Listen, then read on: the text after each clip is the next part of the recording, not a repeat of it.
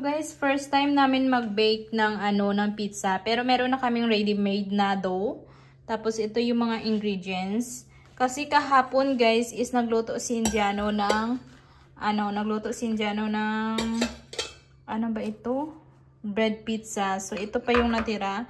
So meron ditong paste. So gagawin ko kasi nagugutom na daw siya. Guys is hindi daw dito ilalagay. Doon daw siya sa may mga butas-butas guys. So hindi ko lang sure ha kasi hindi din ako expert guys. Kasi yung pagkakaalam ko is dito siya ilalagay. So gawin na lang natin guys. So, lagyan ko muna guys ng sauce dito sa taas. Ayan siya. Isang kamay lang kasi yung gumagana. So ayan lang siya muna guys ilalagay. Tapos ito din sa kabila. Ayan. Kasi mamaya is lalagyan naman siya ulit yan guys. Spread lang natin, tapos lalagyan natin ng mga toppings. Okay, ito talaga guys, yung Indiano ko guys, mahilig to sa may sa may ketchup. So, kapag sa restaurant, kapag may mga restaurant kayo guys, lugi kayo kasi maubos yung ketchup nyo guys sa kanya. They charge me extra. Alam nyo ba sa mga McDo guys, at saka sa mga is may charge na ngayon yung extra. Ayan ang dami niyang nilagay. Give it to me nga. Anong klaseng to eh? Dapat ganyan siya Alam nyo, kapag nasa restaurant is konti lang yung nilalagay nilang pizza sauce, di ba? So, dito is ang dami niyang nilagay. So, ayan. Tulungan na lang kami kasi nagutom na yung Indiano ko, guys. You don't want onion? No, it's okay. Onion also for you? Yeah, you finish na lang that one. So, tulungan kaming dalawa para mabilis siya, guys. Na-preheat mo na yung oven? Not yet.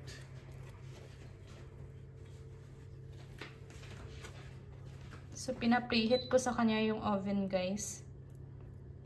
Sobrang dami ng ketchup na nalagay ko. Kasi gustong-gusto niya kasi yung ketchup, guys. So, mayosip. Kulang na lang ulamin niya. Ayan, madami pa yan siya. You have ketchup in the spoon. You wipe it.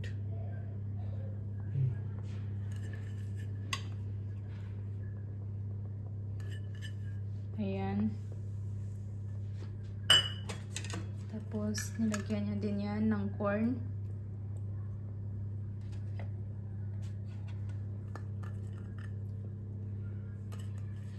Ubusin mo na. You finish na all that one. Para wala nang matira para bukas pa, uy. Ayan. Ubusin mo. There's a one pa, Ayan. This one? Yeah, you put all. Nilagyan niya din ng capsicum, guys.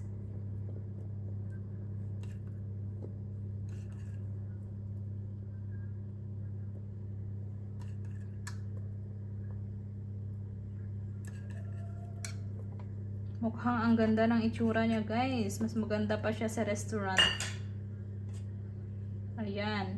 Meron din siyang kamatis. Mo na, isapaw-sapaw mo na. Put it together na, that one. Meron din siyang kamatis na nilagay. You need more cheese, I think.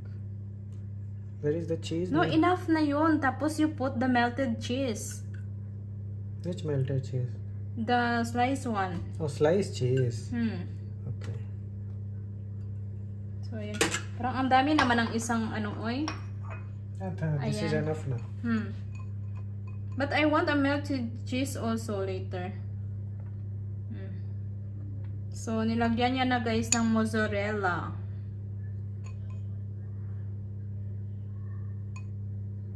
Enough na yun, enough na. Wala na yun mamaya sa iba. This is yours? Enough. I want more cheese.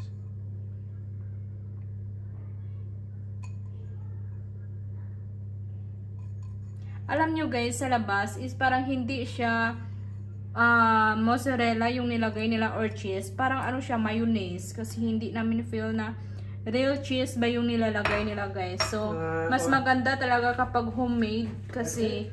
Nothing salt and all not required? No, no need salt. No need. No need. Lalagyan niya daw pa guys ng asin. Pambihira. No butter na oy. That's it, done. Oh, we will put butter here in the bottom, I think. No, not required. Okay, no need. Let's see. That is more healthy. Done? Okay. Give me done. this. No, I want the cheese pa. Sliced cheese? Huh. Okay. Put it the sliced cheese in the top. Gusto ko kasi guys is cheesy siya. Ayan. Mukhang masarap siya guys. Hindi pa luto pero mukhang masarap na siya. One full you want? Just half lang. Half. Half lang. Like this? It's okay. Go. Not too much in the side ha. Kasi it will melted yan. It will come out to the ano.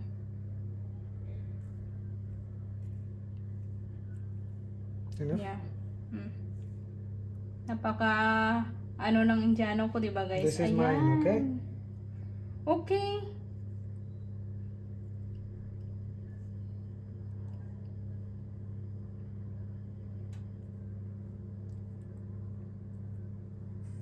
Wow, napakaganda naman ng design niya. Ganda naman ang design niya, guys, oy. So habang andyan siya, guys, at least hindi ko na antayin na mag-normal siya kasi sobrang lamig pa siya kanina. So habang pinipreheat namin ito, is ito na siya guys. So pwede na daw siya. So did you pause it? Oh, ayun. So ipapasok na natin guys. Ayan. Dapat hindi to masyado nakarikit yung ating ano. In the middle, right? Yeah. That is okay na. Ay, giyatay man. I don't know. How did you do ba last time? Here. If you put here, that's why in the top is burn na and then the bottom it's not. Should put in the middle. It's getting hot so fast. Yes. Ayan. Pizza. Medyo mahirap ito siya guys, oh. How many minutes? 10 minutes. 10 minutes lang? That's it. Yesterday 8 minutes it was done. Okay, let's see.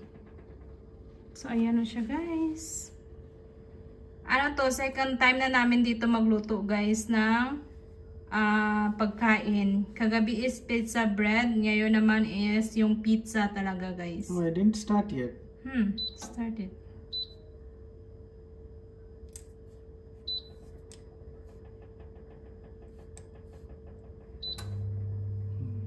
Now started. So dapat hindi siya masyado nakadikit to guys, oh, kasi pati ito is sobrang init. Ayan, oh, nakadikit siya masyado.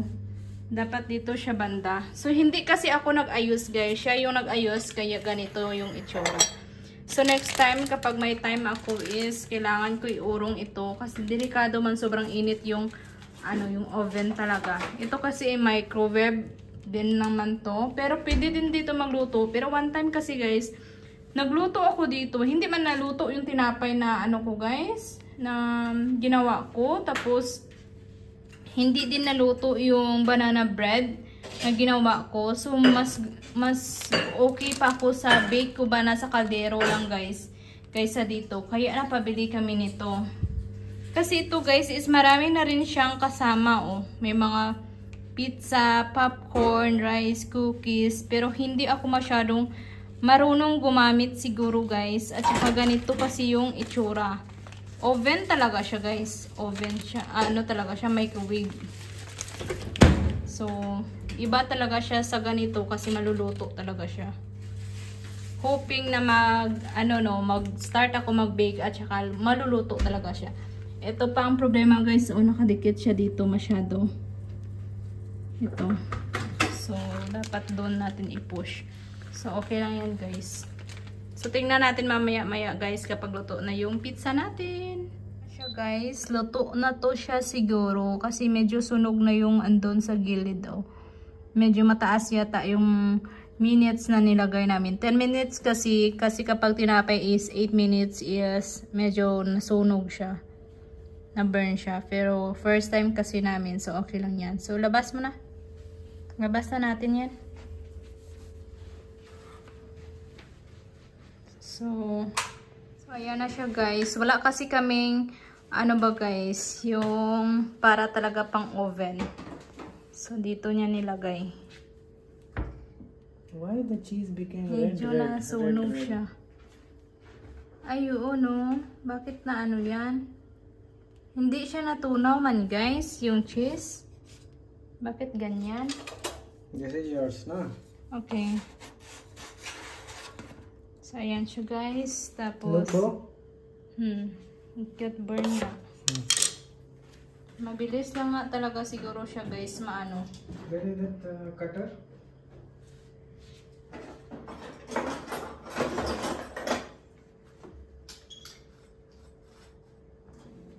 Dong. We will die to that one. No need to use it. Use it this one. There is also fine. So tingnan natin guys kung paano maggawa si Indiano. 4 or 6? 4 lang. Okay, make it 6 if you want. Sobrang crispy siya guys. Get your plate. Yung sa akin guys, yung kay Indiano is ibibake niya pa daw. Gusto niya pa nalagyan ng cheese, more cheese, pero sunog na yun. Hindi ko alam paano niya kakainin. So, kuha lang akong ketchup. Sa akin guys, yung may cheese, ay may cheese, yung may ketchup. So, try natin kainin guys kung masarap. Try natin guys kainin kung masarap. Kay Indiano guys, ito yung sa akin. Masarap naman siya guys. Dapat palalagyan siya ng butter. Masarap siya actually. Pero sobrang nasunog lang kasi. Pero okay lang yan kasi first time naman. Ganun talaga pag first time eh. So, kailangan namin lagyan ng butter para hindi siya masyadong dry na parang tinapay. Pero masarap siya actually. Ayan oh. Ayan, ang sarap.